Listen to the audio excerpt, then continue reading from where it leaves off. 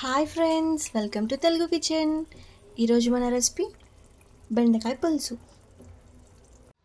కావాల్సిన పదార్థాలు: 2 పెద్దుల్లిపాయలు, బెండకాయలు, కొంచెం కరివేపాకు, ముందుగా నానబెట్టుకున్న చింతపండు. ముందుగా మనం బాండి పెట్టుకొని కొంచెం వేడాక ఆయిల్ వేసుకోవాలి. నెక్స్ట్ మనం తాలింపు గింజలు వేసుకోవాలి. ఇప్పుడు కొన్ని పెద్దుల్లిపాయలు,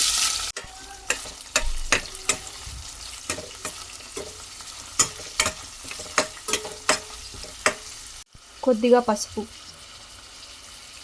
కొంచెం అల్లం వెల్లుల్లి పేస్ట్. ఇప్పుడు ఇవన్నీ కలిపి మిక్స్ చేసుకోవాలి.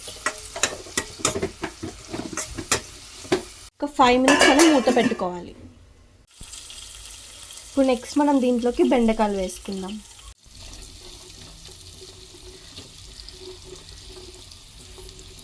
ఇప్పుడు ఇవన్నీ మిక్స్ అయ్యేటట్టు కలుపుకోవాలి.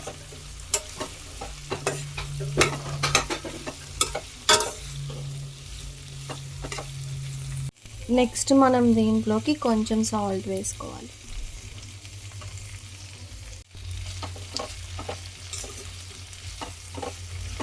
ఇవి ఒక 5 నిమిషాల పాటు మగ్గాలి. ఇప్పుడు మనం దీంట్లోకి నెక్స్ట్ కారం వేసుకోవాలి.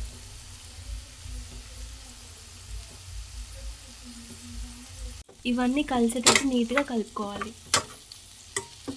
ఇవి ఒక 5 నిమిషాలు మగ్గాలి.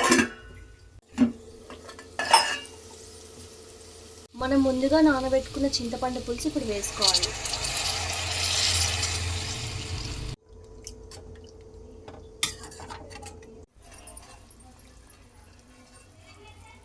ఇప్పుడు మనం లాస్ట్ కొంచెం మసాలా వేసుకోవాలి.